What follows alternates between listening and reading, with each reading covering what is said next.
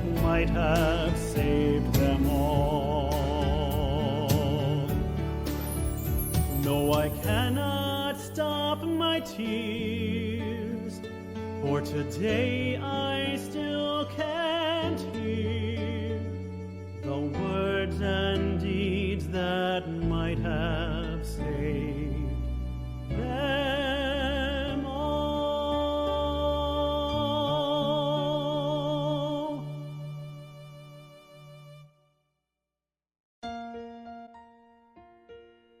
Or that indifference is not an option, just as racism is not, just as evil is not. But that is true also of education. The opposite of knowledge is not ignorance, but indifference. The opposite of beauty is not ugliness, but indifference. The opposite of life is not death, but indifference to life and death.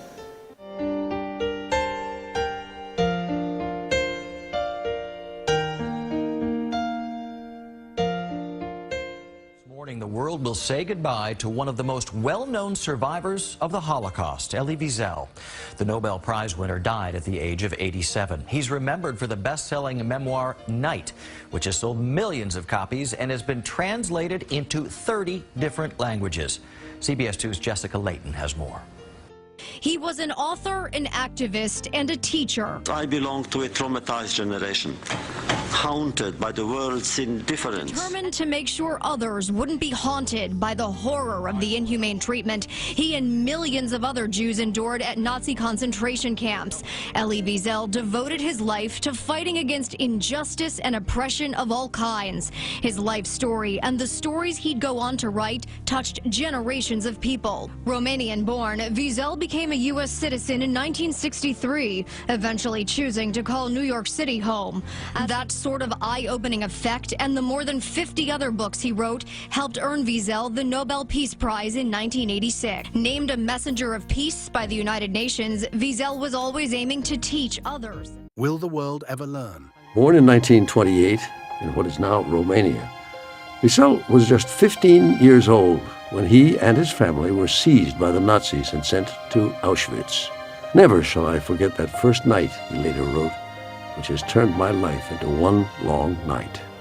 Transferred later to Buchenwald, the now 16-year-old Wiesel was among the prisoners freed by Allied forces in April 1945. Late for his parents and for one of his 3 sisters. With his rescue came a moral burden, as he described years later in a CBS interview. The question was, why did I survive? Why I? Every survivor had that question, and every survivor is haunted by that question to this day. For Wiesel, the answer was to devote his life to fighting intolerance, while ensuring that no one ever forget the crimes of the Holocaust. He wrote dozens of books, founded the Elieweisel Foundation for Humanity, and championed the cause of Israel.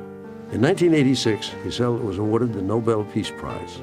A messenger to mankind, the Nobel citation reads in part, his message is one of peace, atonement, and human dignity. Elieweisel was 87. In Buchenwald and Auschwitz later became the basis of a memoir, Night. He told Charlie Rose in 2002 why he wrote the book. When I entered that place, I was convinced I would not live alive. Right. I was sure I would die. And here I am, and there I was, alive. I felt I have to bear witness. Night has been translated into over 30 languages and has sold more than 10 million copies. It was first published in 1958. He spoke truth to power with ease and grace. Sarah Bloomfield is director of the U.S. Holocaust Museum. Wiesel was its founding chairman. Elie believed that the greatest sin in the world was indifference, and he devoted his life to making sure that no one's future would be like his past. Our lives no longer belong to us, no longer belong to us alone. They belong to all those who need us desperately. Despite all the accolades, Wiesel says he never found answers to many of his lifelong questions. Have we learned? Apparently not. Had we learned, there would have been no Bosnia. Right.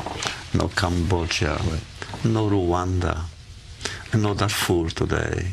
If Auschwitz couldn't cure the world of anti-Semitism, what could, and what can, and what will cure the world?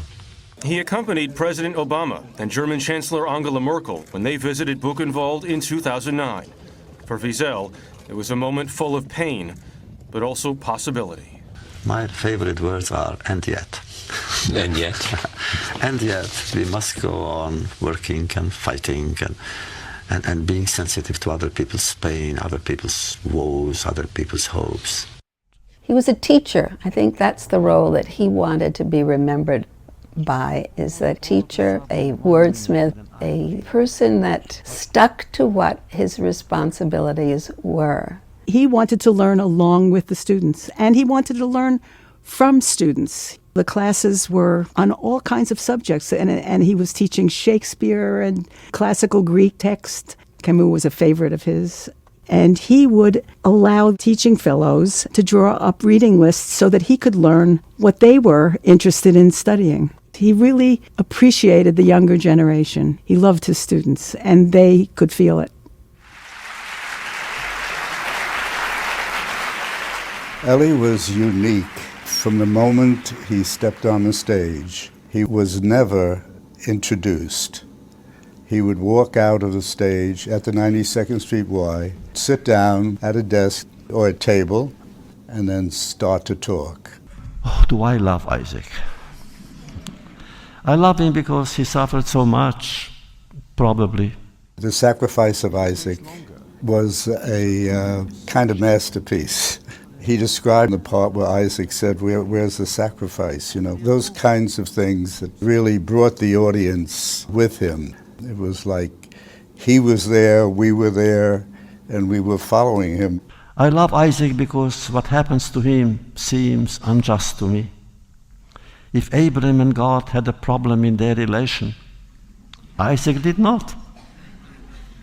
And yet he endured meaningless agony on the altar, which he and his father were ordered to build. From any angle we view the event, my sympathy goes to Isaac. Doesn't he remain in our collective memory as our first survivor? I swore never to be silent whenever and wherever human beings endure suffering and humiliation. We always must take sides. Neutrality helps the oppressor, never the victim. Silence encourages the tormentor, never the tormented. In the small Romanian town of Sighet, life was simple.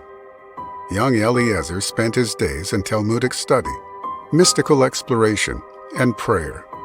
His mother, Sarah, ignited his soul with Hasidic tales. On Shabbat evenings, he and his father, Shlomo, joined throngs of devout Jews in the synagogue. I spent most of my time talking to God more than to people. He was my partner, my friend, my teacher, my king, my sovereign, that nothing else mattered. But then, darkness. Nazi troops invaded Hungary in March 1944, and Elieweissel's universe dissolved. The ghetto, 80 souls in a cattle car, and then the horrific destination. Entering the gates of hell, Elieweisel was sent to the left. Never shall I forget that night, the first night in camp that turned my life into one long night. Never shall I forget the small faces of the children whose bodies I saw transformed into smoke under a silent sky. Never shall I forget those flames that consumed my faith forever, those moments that murdered my God and my soul and turned my dreams to ashes. Never. From Auschwitz to another hell, Buchenwald. It was not until a year later, in April 1945, that the United States Third Army arrived at the gates of Buchenwald. A young Jewish boy from a small town in the Carpathian Mountains woke up in a place of eternal infamy, called Buchenwald. He was finally free, but there was no joy in his heart. He thought there never would be again. After the war, Elieweisel traveled to Paris to study literature, philosophy, and psychology at the Sorbonne. At the age of 19, he took up journalism, working as an international correspondent for an Israeli newspaper, Yediot Achronot. Wiesel immigrated to New York in 1955 and wrote for a Yiddish paper. His initial Holocaust memoir, Night, was published in France in 1958. But his anguished demand to know what had become of his God hung over him like an ominous cloud. French author François Mauriac testified that in Wiesel's eyes he observed the death of God in the soul of a child.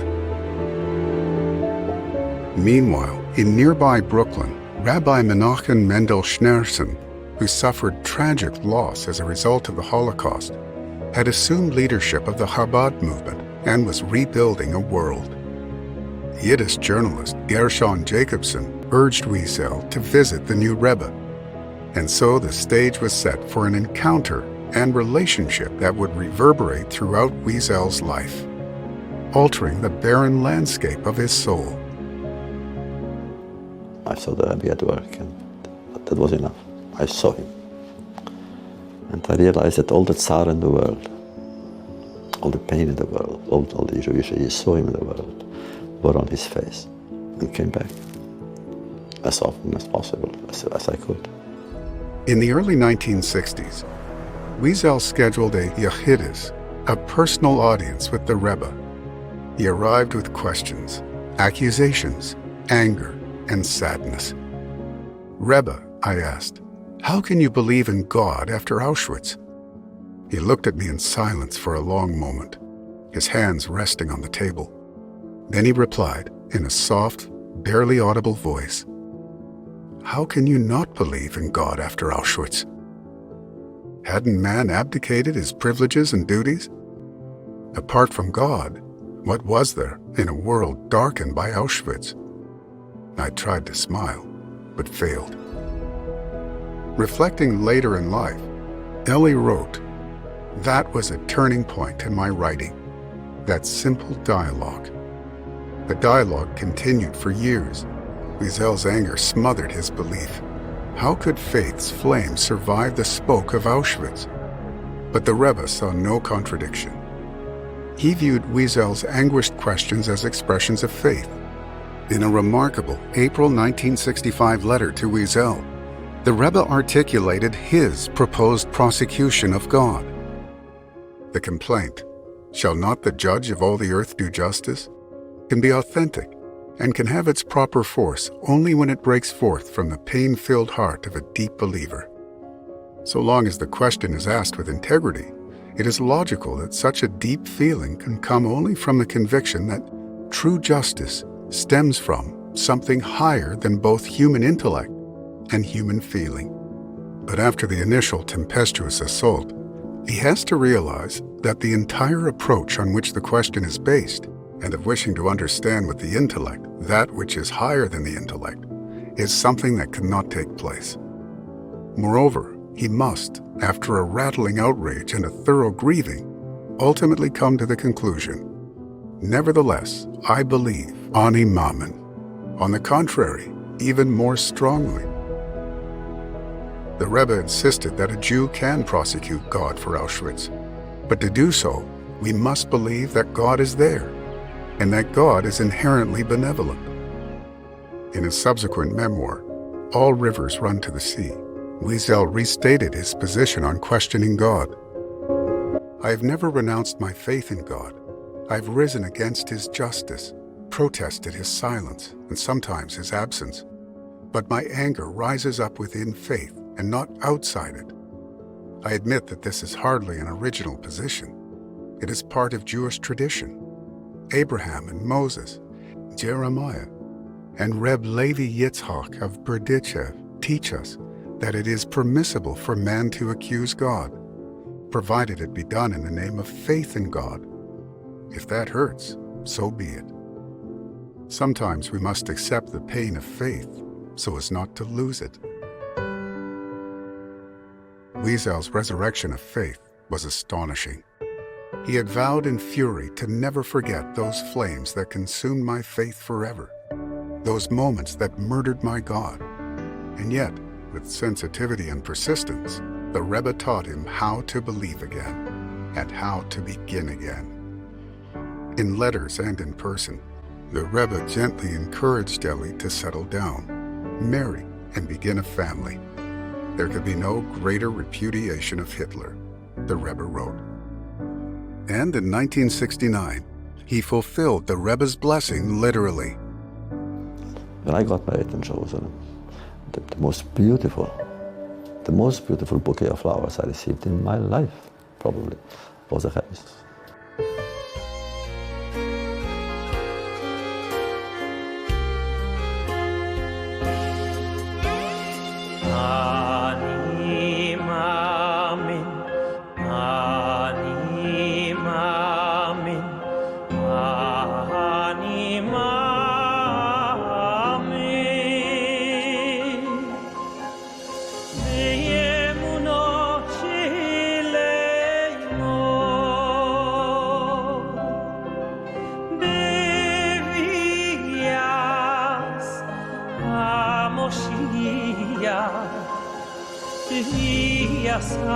Moshiach, ani מאמין. בביאת המשיח, בביאת המשיח, אני מאמין. אני מאמין.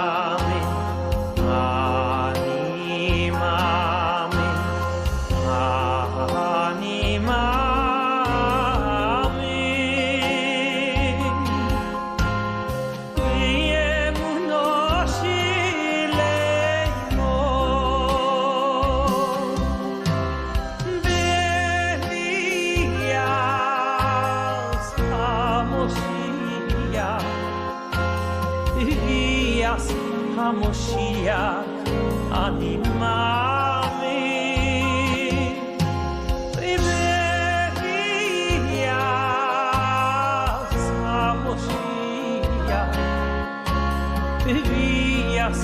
המשיח, אני מאמין.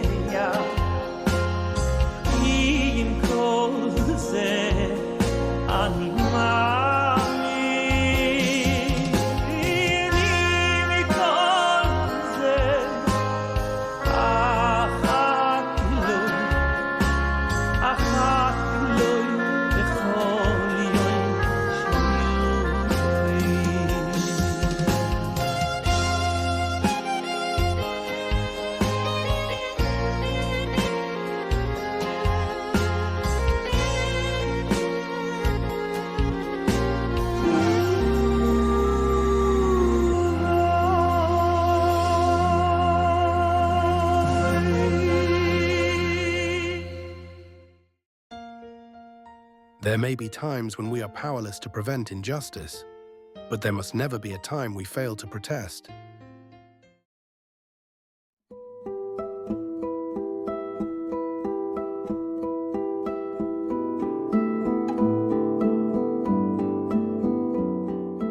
Elie was in many respects a great man, but what made him so approachable is that in some respects he was just a very ordinary man, but a very ordinary man who had been tempered in a dreadful furnace of experience.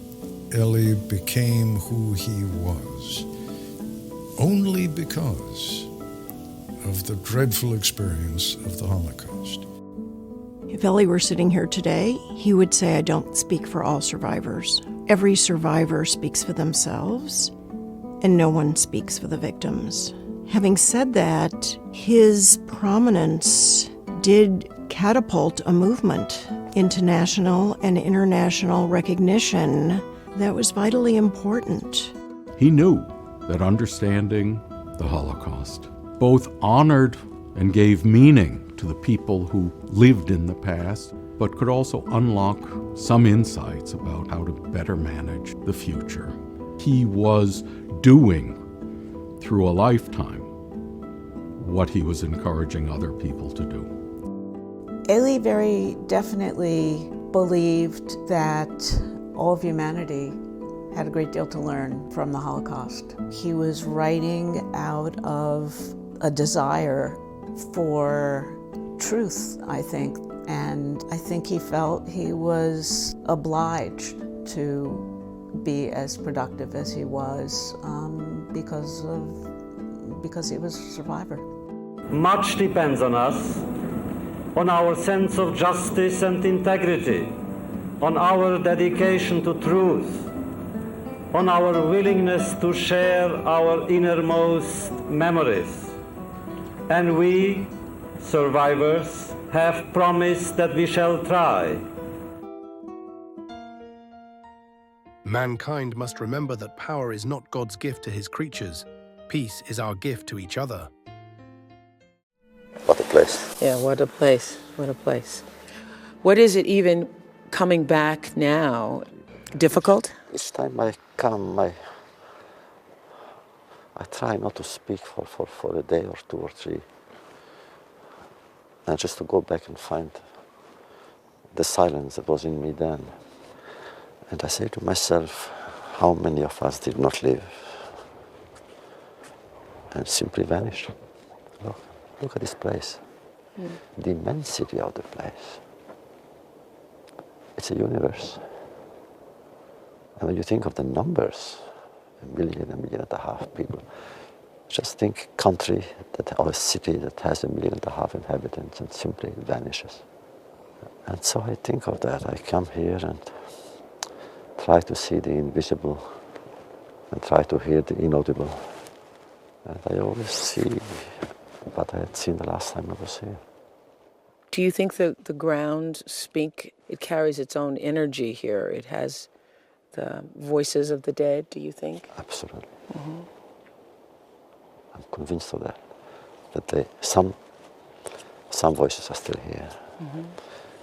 I think the souls are here. I think that they listen, they cry, they warn. Look, this is the largest cemetery in recorded history. And what do you see? Nothing. Nothing. But the cemetery is in our heart. Yes, it's huge. Huge. I am stunned at the vastness of it. It's huge. It was meant to be huge in order to receive so many millions of people. Yeah.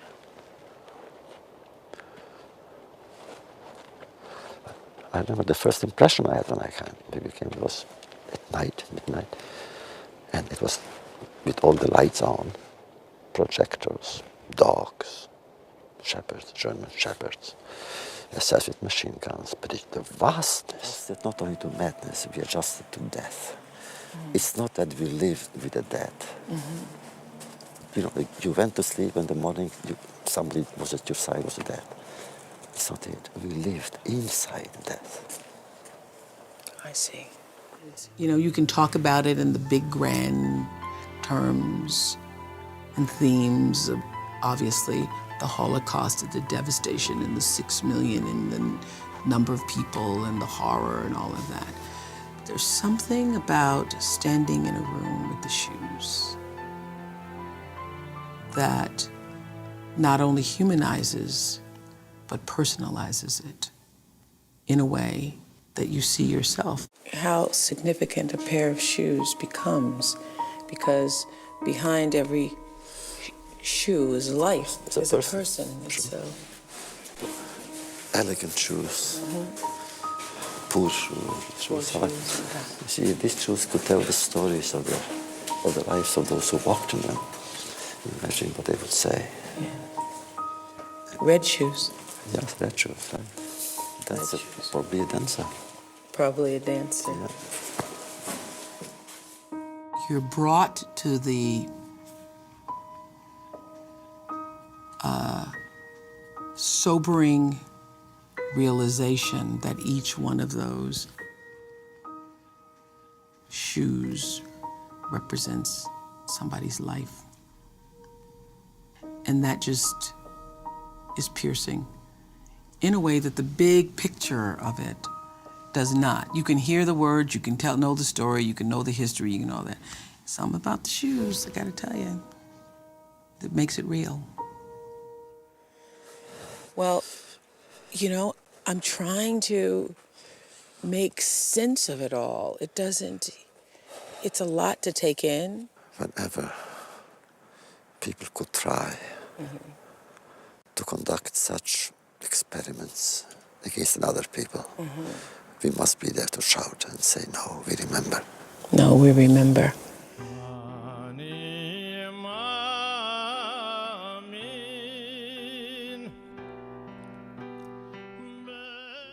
Nobody would have imagined that such a crime could be conceived and implemented in a human mind.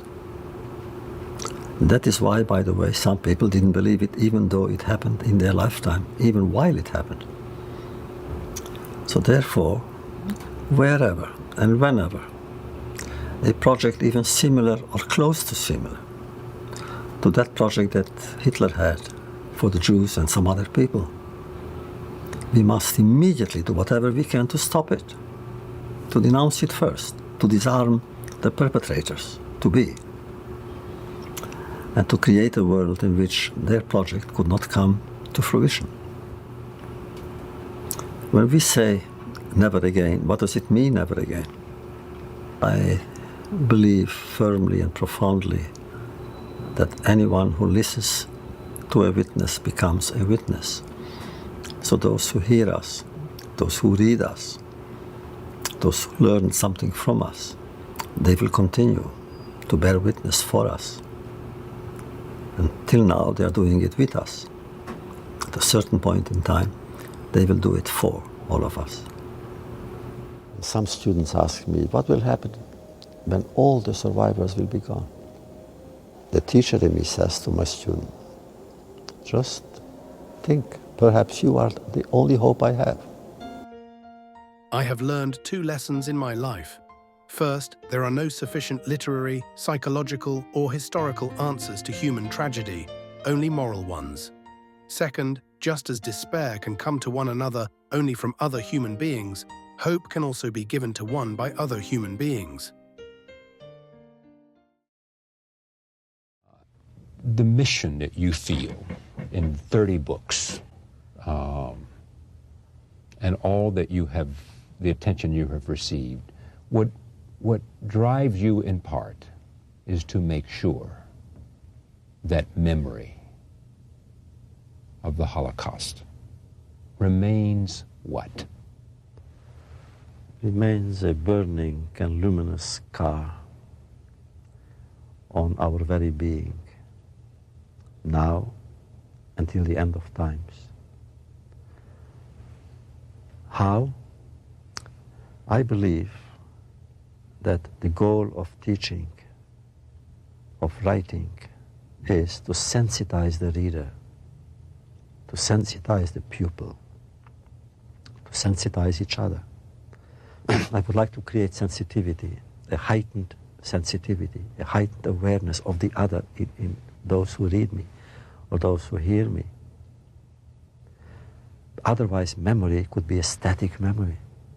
So at some point we say there was a terrible war between 1940 and 1945 in which millions of people were killed. 6 million Jews were including massacred. 6 million, and then at some point it's no longer 6 million Jews, it's 20 million people were killed, and there were terrible inhumanities committed. And there's no mention of Jews, and there's no mention of forgotten. Auschwitz, and all of a sudden it fails in the memory other than. A sentence, man's inhumanity to man. It was a time of man's inhumanity, the most obscene inhumanity of all time. No, I would like the faces that I have seen, the fires that I have watched from a very near distance should not be extinguished. Neither the faces nor the fires. I would like the tears that I have shed, that I have seen others shed, should not be lost in the sand of the desert. You knew Yitzhak Rabin.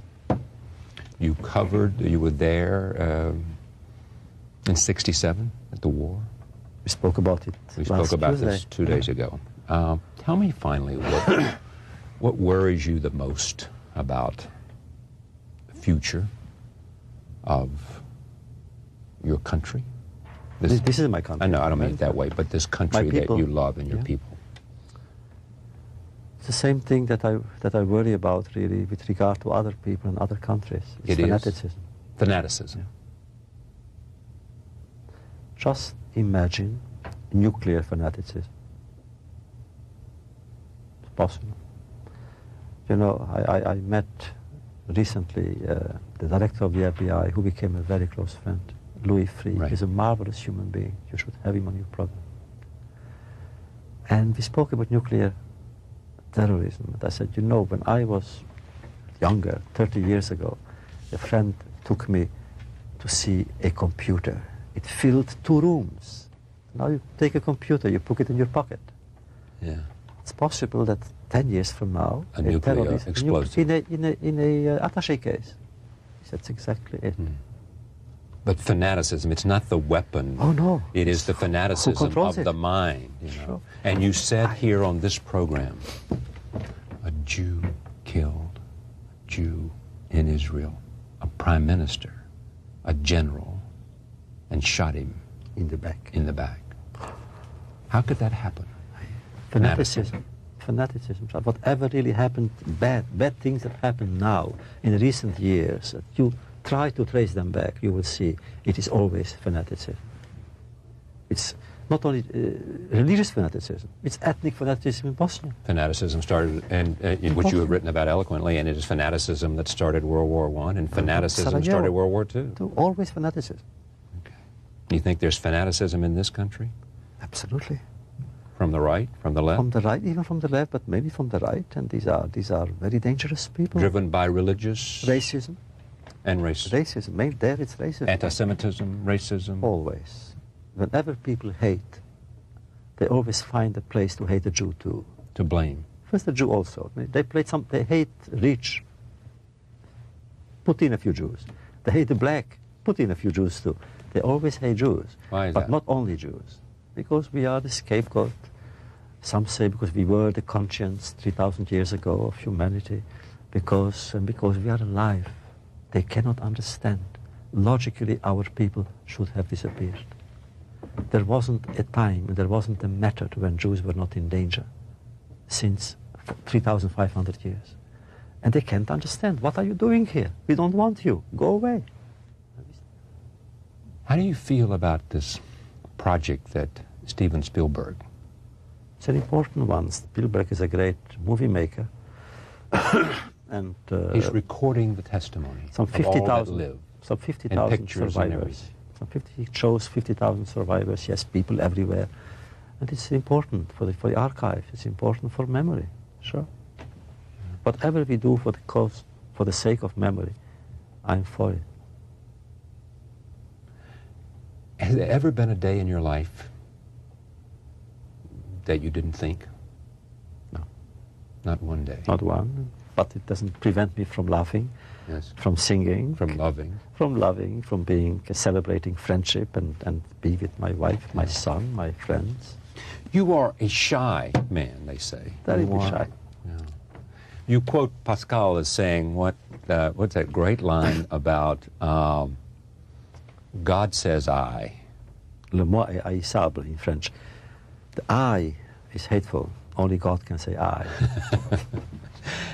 But in a sense, your work is all about memory and, in a sense, all ground in your own experience. Not really, Charlie, because I have written very little about the Holocaust. Not memoir, but if it's someone else's stories, it comes out of the passion of your life. The passion for learning. I've written about the Bible, I've written about the Talmud, about Hasidism, about Messianism, I've written plays, I've written cantatas, I've written novels. Well, is that why you haven't written this until now? Exactly. Is this why you couldn't go back to your village until now and write about it until now?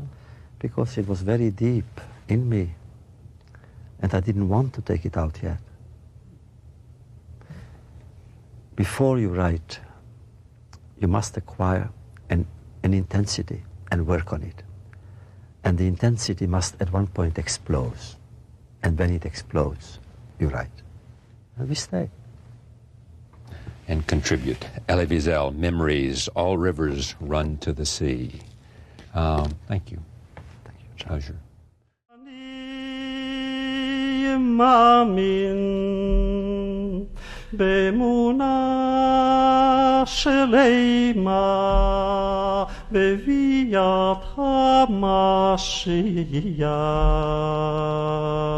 ויף על פי שיתממך אחכה לו. He was not constrained by politics. He was not constrained by any pressures. He was a free man. And he used that freedom to speak out wherever he thought his voice should be heard or his voice would be effective. Elie was awarded the Congressional Gold Medal by President Reagan. And the week that he was going to be awarded the medal was the week the whole episode of Bitburg reached the newspapers. Reagan was going to go to Germany for a state visit, and he was asked by President Kohl to visit a cemetery of German soldiers, and it turns out that there were Waffen-SS soldiers buried in that cemetery. There was so much publicity about the medal ceremony that NBC broadcast the Elie speech live at 11:30 that Friday morning. And Elie's famous words in that speech were, "Mr. President, that place is not your place." Your place is with the victims of the SS. Oh, we know there are political and strategic reasons. But this issue, as all issues related to that awesome event, transcends politics and diplomacy. The issue here is not politics, but good and evil. Human beings should be held accountable. Leave God alone. He has enough problems. I used to be a choir conductor. And I will sing you a song only for you. And you will. It's a song which I learned when I was your age, actually. Shepshivleinu Zachavanu Vayifrekeinu Mitzareinu Shepshivleinu Zachavanu Vayifrekeinu Mitzareinu Shepshivleinu Zachalanu Hoy Vayifrekeinu Mitzareinu Shepshivleinu Zachalanu Shepshivleinu Zachalanu Kileyolam Tahaso Shepshivleinu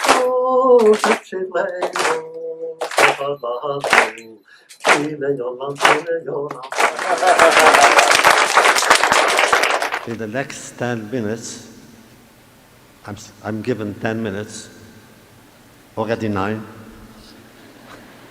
I will try and give you a few words that would simply reflect what I have tried to do with so many years of my life. First of all, remember that I am a teacher and a writer. The writer in me is a teacher. The teacher in me is a writer. As a writer, I learn, and as a teacher, I try to teach. But my passion for learning is what sustained me for many decades.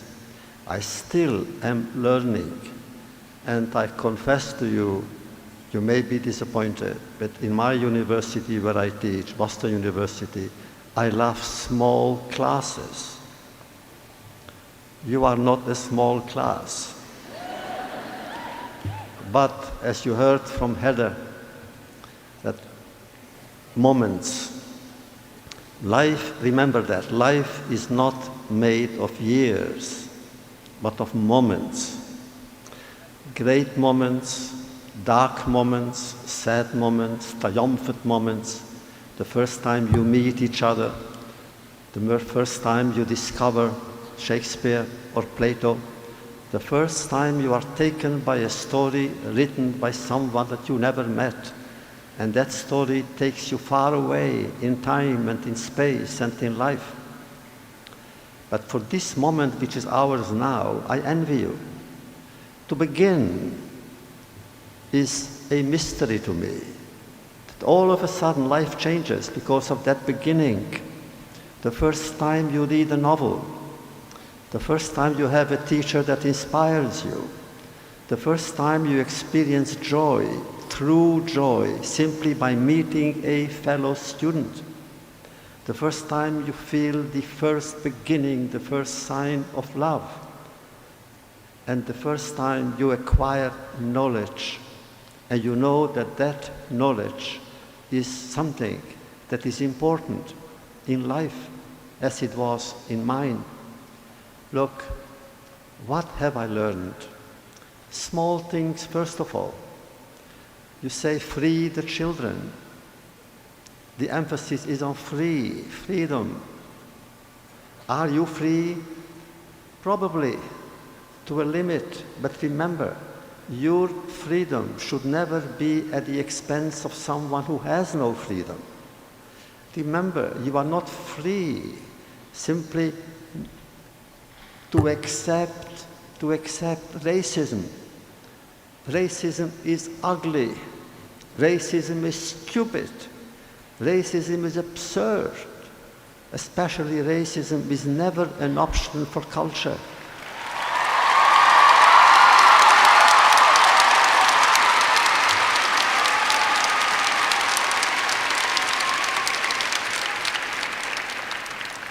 One day you may open one of my books and you will see that although I have written more than 50 books, but actually what Heather said is true, night is the first. And if you begin with night, you will see that when I was your age, the world was a different world. At that time, totalitarian power existed in the world. On one hand, communism with its dark laboratories of death, and on the other hand, Nazism with its factories of death. And therefore, when you will have read it, you will ask yourselves, how did I, the person who speaks to you, manage not to survive? That was an accident. I have never done anything to survive. It is simply, if you are religious, you would say by miracle or by chance. But the fact is, how could one survive and speak about humanity and speak about faith, faith in culture, faith in civilization? Now you heard Heather again quoting me that I am against indifference. You cannot enter a classroom with indifference. You are in your classrooms with your friends, future friends, and what do you learn? Not only that truth can never be an abstraction, but it must be part of a human being. You look around you, look at the neighbor sitting next to you. That young boy or girl may be a future Nobel Prize winner. Who else can tell you that but me? It's possible. Why not? It's all something that depends not on destiny but on yourself. It's not that you would want to win a prize, but you will do so many things in physics or in medicine for the welfare of humanity that you will get such a prize. But even if you don't get it, the fact that you are here to support and to help and to love and to assist and to explore on a journey with a person, another person, boy or girl, that's already a reward in itself. But what will you remember?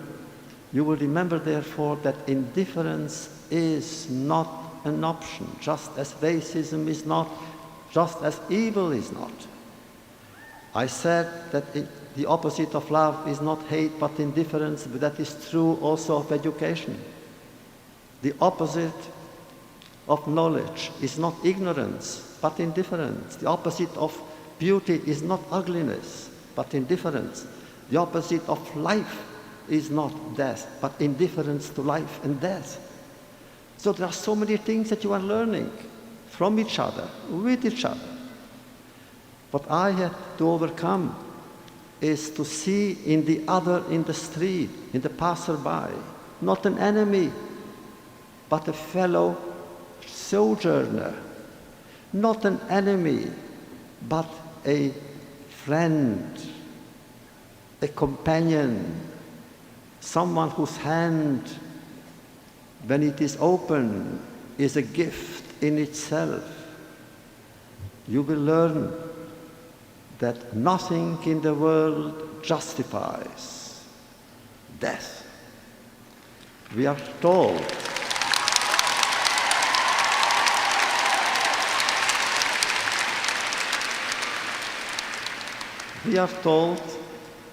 that death is a blemish on creation. It is surely true, but remember that life is sacred, and therefore life cannot be replaced. Functions can be replaced, but not life. In my town, when they came, the enemy came, and we said to each other, it's impossible, they will not take all of us away, since so many doctors are in my town, so many pharmacists, so many cobblers. How can they live without us? And the enemy said, everyone is replaceable. Nonsense! Human beings are not replaceable.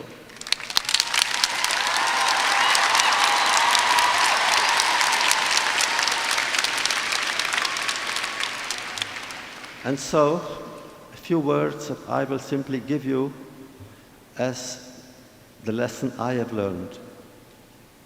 When you will have read maybe some of my books or come to my school and learned with me, what will remain, what I want to remain in you and with you, is simply that whatever you will do in life, whatever endeavor you will undertake, and wherever the road, the destiny will take you, remember these few words.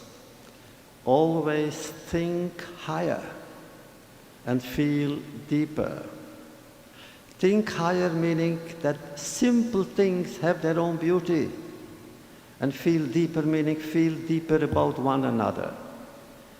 When I see a child, the sadness of that child darkens my universe, and the smile of that child gives me more hope than I can get from myself. But then this is the mystery of hope. It is like peace. It is not gift to one another, God's gift, but the gift that one gives to one another. So I offer you the idea that you will find, of course, despair in books. It's okay, because you will overcome them. You will find other books who will surmount that despair. but never accept to be a despair to someone else. That means, let not your hope be at the expense of another person's despair.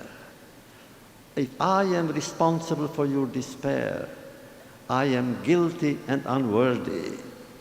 I want you to remember these moments that we spent together today as moments of possible and necessary joy, but above all, of extraordinary moments of promise, of an extraordinary promise, of hope.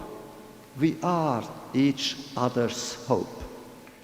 All happened so fast. The ghetto, the decrees, the persecutions, the deportation, the sealed cattle car, the fiery altar upon which the history of my people and the future of mankind were meant to be sacrificed.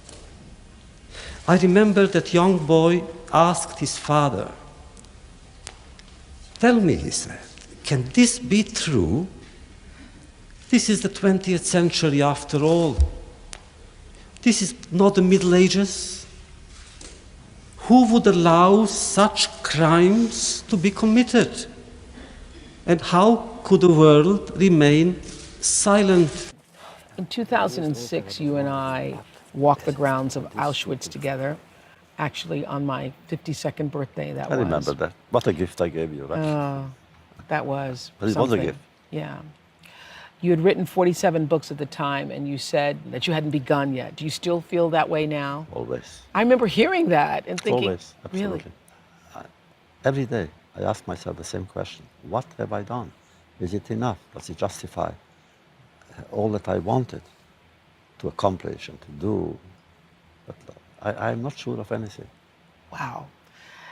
I'm going to get to that, more of that in a moment, because when I read this powerful little book, Open Heart, I couldn't believe that you were still questioning that. But when we were in Poland, I remember you said that the souls who perished at Auschwitz were still there, that they listen. Do you think that the ground speak, it carries its own energy here? It has the voices of the dead, do you think? I think the souls are here. I think that they listen, they cry, they warn. Look, this is the largest cemetery in recorded history. And what do you see? Nothing. Nothing. But the cemetery is in our heart. You know, I have in my pocket the picture of my little sister, which I've never spoken about, not even with you. The only time I cry is not when I speak about my parents, but I speak about my little sister. Mm-hmm. There, she makes me cry. How old was she? 7. She was 7. She was 7 when you went to the camp. I know, I remember walking the grounds with you and us standing there, the two of us standing there and looking at the way your sister had gone. Where were you separated from your little sister and your mother? There, I think there, yeah. And my sisters, with the 2 older sisters, my grandmother, and my little sister, I remember her because she had a red coat that she got for holiday. A little red coat? Yeah. Oh. And that's when I saw them disappear all of a sudden. They went left, they went right. Yes. They went to the crematorium. Mm-hmm. That was the crematorium. Why do you think it is speaking of her that still brings the tears? Because of a life unfulfilled, unlived? Why? Why the children, my God, why the children? You know, that 1.5 million children were killed. Then, like that, straight from the train. Do you know what they have done to humanity? How many among them could have grown up to become scientists, physicians, poets, scholars, friends of humanity, saviors of the world? What they have done to the world. There is divine beauty in learning, just as there is human intolerance. To learn means to accept the postulate that life did not begin at my birth. Others have been here before us, and I walk in their footsteps. The great French poet Paul Valéry said, the future isn't what it used to be. And the question, of course, is, was it ever? Here in Jerusalem, it's difficult to be a prophet, simply because we know we had prophets. All of them had a tragic end. Not one of them was happy. So why should one be a prophet? On the other hand, of course, we know that you spoke a lot about globalization. I hear this word and I know that globalization has not really become reality, except all of a sudden we discover global terror.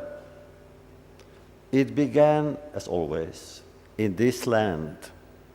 The suicide terrorist, which is the worst of all, began in Israel against Jews. Not against military people, but against children, their parents, their grandparents. It began, and then, because it wasn't stopped globally, it spread to other countries, including Muslim countries. Now it's everywhere. The danger is there. What does it stem from? Fanaticism. Now we know there is global fanaticism. Well, we lived with global fanaticism before. There was political fanaticism in Moscow, racial fanaticism in Berlin, and in the Middle Ages we had religious fanaticism. And now we are going back to the Middle Ages, and that is the danger. Fanaticism is hatred, the hatred of the other, the hatred of and against anyone who is not me. And there we have a lesson. We gave that lesson. Admit it, in 1945, most of you are too young to remember that, you weren't even born. In 1945, the Jewish people had an option. If we could have become filled with hatred and to say, look, we tried everything else, it didn't work. And those who had hatred had power. And therefore, tragedy that happened did happen. We could have become avengers. How really can anyone explain, sociologists or psychologists, that in 1945 there was no really a collective act or even individual, with some exceptions, act of vengeance. In Germany then, the people were afraid, they lived in fear that the Jews might come back and do to them what the enemy has done to the Jews. They lived in fear. And there was nothing that could have stopped the Jews. There was a Jewish Brigade of Palestine. At that time, Palestine meant Jewish Palestine. And the Jewish Brigade actually was forbidden to enter Germany because, again, even the British were afraid that the Jews in the brigade would become avengers. They did not. And then a very remarkable metamorphosis occurred. The Jewish people channeled all of its imaginative energies into the creation, I call it the recreation of a Jewish state on its ancestral soil. And it became a noble endeavor to give a home to the homeless and to restore the injustice to what happened before and transform it into an act of justice. Justice to memory and the justice to whatever Judaism has done for humanity. You mentioned Gandhi. I am not a great admirer of Gandhi. In the beginning I was. And of course, I read his work, and then I discovered something which hurt me and hurts me to this day. I think in an exchange of letters, but he simply wrote, either in the past or in the present, the advice to the Jews in Europe, not to fight the Germans, but to commit suicide. A kind of Masada, suicide, in the hundreds of thousands.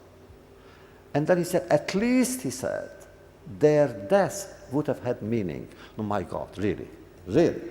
How can one give such an advice? What does it mean? Non-violence is very nice, except when the other side uses it. Am I for violence? No. I do hope that we shall find a way here in Jerusalem, the place where we always come back to. Here in Jerusalem, we will find a way of attaining our goals with words of hope. Will we succeed? And I will leave you, I think, with one of my favorite stories. It's an old legend. It explains why we have obsessions. We too have obsessions. And our obsessions are to bring consolation to those who need it, and some joy to the joyless, some food to the hungry, and to some kind of smile to the prisoner in his or her cell. And this is the story. Once upon a time, there was a young man who decided he must change the world. But the world is so big. So he said, let's begin with my country. It's a Hasidic story.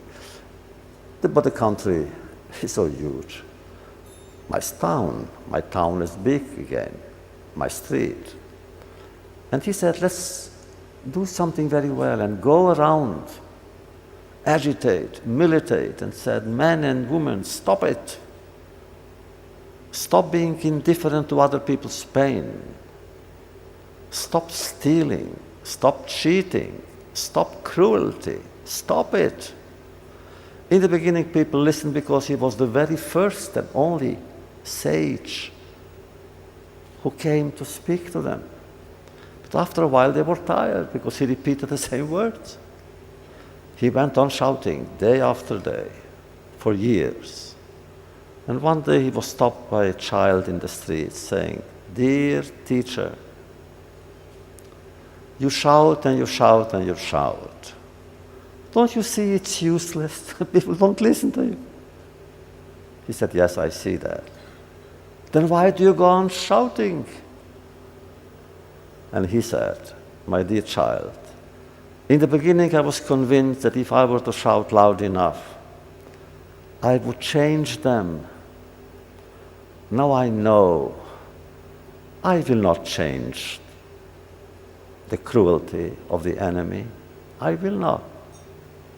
If I go on shouting louder and louder, it is because I don't want them to change me." Isn't that a goal that we all share? We, the Jewish people, have been the target of so many cultures, so many religions trying to change us. It didn't work. Assimilation, persecution, conversion, it didn't work. Why? Because we say, no matter what, we shall not change. When I came here for the first time, 30 years ago, there were 2 lecturers on the program. The novelist Jean Shepherd read first from her work in progress, and those who came to applaud her were the majority, and they left after intermission. And I was left with a few friends. And I felt, what a pity. I shouldn't have accepted the invitation. In order to think positively and give myself courage, I counted a few friends that made the half-empty hall look even larger and emptier. And I thought I will not be invited again. Well, that too shall pass. I remember I entered the stage. I sat down in this very chair. I was supposed to say something. So I read a page from the Jews of Silence in French. Were there French-speaking listeners in this audience? What's the difference, I felt? They will not stay to the end anyway. At least they will have a good excuse for leaving. Then I read a passage from The Town Beyond the Wall with improvised commentaries. The audience suffered, so did I. And I wondered, well, when would this torment come to an end? I was eager to finish and get over with. In order to illustrate my taste for silence, I told of Beethoven, of whom it is said that he composed not only his symphonies, but also the silence that followed them. So I left the stage. For good, I thought. And here I am, 30 years later. In the same volume, which you will read next year, I'm telling of my first lecture, the real lecture, the first paid lecture I ever got. It was after I published Night. Und die Welt hat geschwiegen was published later as La Nuit in France in 1958, and here as Night in 1960. And I got a telephone call from a very beautiful voice saying, we would like you to come for a lecture in Long Island. She had such a beautiful voice, and at that time I was ready to fall in love with anyone. So I fell in love with the voice. And she said, we shall give you $100, which for me then was half of my monthly salary, and come and lecture. I said, about what? About your book, she said. Of course, we know your book, we love it.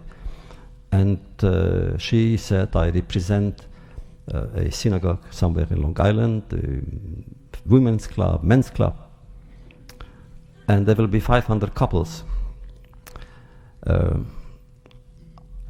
I, as a student of the Sorbonne, was very serious about lecturing. So I decided to prepare a good lecture. Worked on it a few months, 30 pages. Everything I knew was there, you know. Spinoza and Descartes and Lahavdil, Rabbi Akiva and Rabbi Shimon. After all, I had to speak for 1,000 people, 500 women and 500 men. But I was so in love with the voice that it didn't matter. As they sent a taxi for me, and that in the taxi I asked myself, why did they invite me? There must be a case of mistaken identity. I was sure they didn't mean me. And I decided on the spot to test them. And when I came, I met the woman, a beautiful voice. I met her husband. And they brought me in the hall of that synagogue. And on the days, she introduced me beautifully, you know, only as in America you can hear such introductions. Shakespeare and Tolstoy and Dostoevsky were peanuts.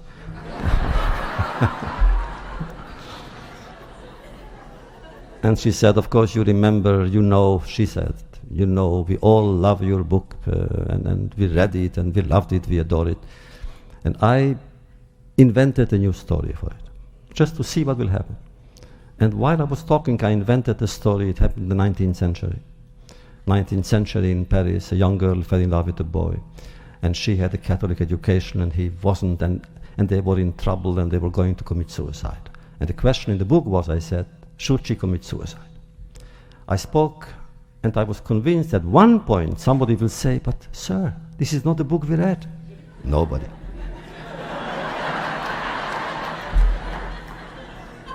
So I said to myself, maybe, who knows, maybe they are so timid, you know, they are so respectful, that afterwards there will be a question and answer period. And somebody will get up. There was a question and answer period. And they all asked me questions about the story I just told. Why didn't she commit suicide, and so forth. By that time I forgot what I wanted to say. Somehow I got out of it. And big applause. That's why there are no questions and answers here, as you can imagine. Then she invited me to the study of the rabbi there to give me the $100. And I said, lady, I must tell you a story. It's a Hasidic story. And she was respectful and nice. She said, please. And I said, the story, I'm sure you know it, is about a Rebbe who was invited by his Hasid to come into the next village for the circumcision. He was offered to be the Sandek, the godfather. So how can he say no? He cannot say no to a bris. So he went, he found the only coachman in town. And the coachman had one fiacre, and with a very, very old horse. So as they left the village, they came to a hill. So the coachman left his place and began pushing. The Rebbe saw that the coachman was pushing. How can he be inside when a Jew is pushing? So he also left, and he also pushed. And they were pushing and pushing and pushing until they arrived to the next village. When they came to the next place, the Rebbe said to the coachman, look, I understand why I am here. I was invited for the bris. I understand why you are here, because you needed the money. But why did you bring the horse?